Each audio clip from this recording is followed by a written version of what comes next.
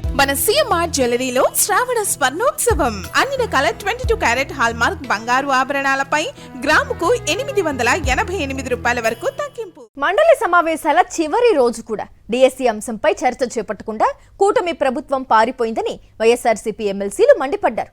చివరి రోజు డిఎస్సిపై చర్చకు సిద్ధమని బీఏసీ సమావేశంలో ప్రభుత్వం ప్రకటించినప్పటికీ చివరకు చర్చ లేకుండానే బిల్లులు ఆమోదించుకుని సభను ముగించారని విమర్శించారు.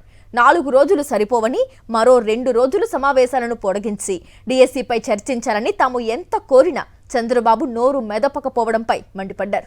డిఎస్సి అంశంపై మండలిలో ప్రతిపక్ష ఆందోళన చివరి రోజు కూడా కొనసాగింది.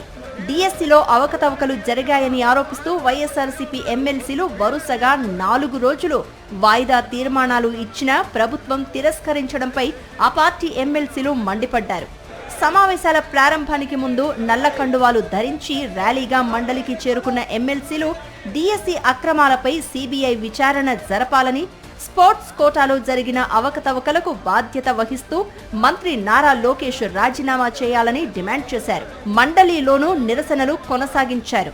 డిఎస్సిపై చర్చకు వైఎస్ఆర్సీపీ పట్టుపడితే ప్రభుత్వం మాత్రం ఇతర అంశాలను తెరపైకి తెచ్చి చర్చను పక్కదారి పట్టించేందుకు ప్రయత్నించింది అని ప్రతిపక్ష ఎమ్మెల్సీలు ఆరోపించారు. గత ప్రభుత్వ హయాంలో ఏపీపీఎస్సీలో జరిగిన అక్రమాలపై చర్చకు సిద్ధమంటూ అధికార పక్షం ఎదురుదాడికి దిగడంతో గ్రూప్ 1తో పాటు డిఎస్సిపై కూడా సిబిఐ విచారణకు ఆదేశించాలని వైఎస్ఆర్సీపీ ఎమ్మెల్సీలు సవాల్ చేశారు. డిఎస్సిపై చర్చకు సిద్ధమని చెప్తున్నారు, మరి చర్చకు ఎందుకు రాలేదు? నిజంగా తప్పు జరగకపోతే సిబిఐ విచారణకు భయపడాల్సిన అవసరం ఏముంది అని ప్రశ్నించారు. చంద్రబాబు నాయుడు గారే చెప్పారు అక్కడ శాసనసభలో, అందులో కొన్ని ఇబ్బందులు ఉన్నాయి కాబట్టి అందుకే జీవన మళ్ళీ మార్చామన్నా. అంటే ఏంటి ఇబ్బందులు? అమ్మకాలు అయిపోయి మీకు నచ్చిన వాళ్ళకి ఉద్యోగాలు ఇచ్చుకున్నాం. ఇది తప్పు అని చెప్పిన ప్రక్రియ ఇప్పుడు లేని కొత్త సంప్రదాయాలు తీసుకొచ్చారు. దాని తర్వాత అయిపోయింది. ఆకుతకులు జరిపి మార్కెట్లో పెట్టి అమ్ముకొని ఏదో అండపడిన బొమ్మాను ఎలాగండి చర్చిద్దామంటే రాదు. బయట మాత్రం ఛాలెంజ్లు, డాంబికాలు, సభలో చర్చిద్దామంటే రాదు. ఈ ప్రభుత్వం అయిపోయాయి.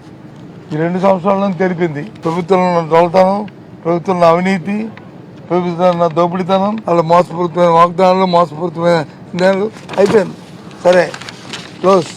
వాస్తవింది అమ్మల్ని ప్రజలకి వెళ్దాం. ఎక్కడికి వెళ్దాం? మేము ఒక సాంప్రదాయంగా, ఒక పద్ధతిగా, ఒక బాధ్యతాయుతంగా ఉన్న పార్టీ మా వైఎస్ఆర్సీపీ పార్టీ కాబట్టి ఆ వెన్నుపోట్లాంటి ఆలోచనతో మాకు లేవు కాబట్టి మేము వచ్చి ఈ విషయాన్ని చెప్తాం.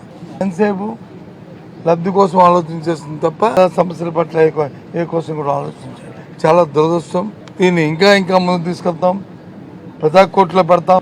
ఇది ఇంతటితో విడిచిపెట్టేది లేదు. డిఎస్సిలో ఉద్యోగాలను మార్కెట్లో వస్తువుల్లా అమ్ముకున్నారంటూ వైఎస్ఆర్సీపీ మండలి విపక్ష నేత బొత్స సత్యనారాయణ తీవ్ర వ్యాఖ్యలు చేశారు. ప్రభుత్వం జీవోను మార్చడం, కొన్ని ఇబ్బందులు ఉన్నాయని ముఖ్యమంత్రి చంద్రబాబు చెప్పడం, డిఎస్సిలో సమస్యలు ఉన్నాయనే విషయాన్ని అంగీకరించినట్టే అని ఆయన వ్యాఖ్యానించారు. టీచర్ పోస్టులు విద్యా వ్యవస్థలో కీలకమైనవని, వాటి భర్తీలో అవకతవకలు జరిగితే సమగ్ర విచారణ తప్పనిసరిగా జరగాలని డిమాండ్ చేశారు. మండలి సమావేశాలు ముగిసిన డిఎస్సి అంశాన్ని ప్రజాక్షేత్రంలో కొనసాగిస్తామని వైఎస్ఆర్సీపీ ఎమ్మెల్సీలు స్పష్టం చేశారు. గ్రూప్ 1 డిఎస్సి రెండింటిపైన సిబిఐ విచారణ జరిపితే ఎవరు తప్పు చేశారో తేలిపోతుందని సవాల్ చేశారు. మొత్తంగా 4 రోజుల మండలి సమావేశంలో డిఎస్సిపై చర్చ జరగాలని ప్రతిపక్షం పట్టుబట్టగా ప్రభుత్వం పారిపోయింది అంటూ వైఎస్ఆర్సీపీ చేసిన ఆరోపణలకు సీఎం చంద్రబాబు నోరు మెదపకపోవడం విస్మయాన్ని కలిగిస్తోందని రాజకీయ విశ్లేషకులు భావిస్తున్నారు.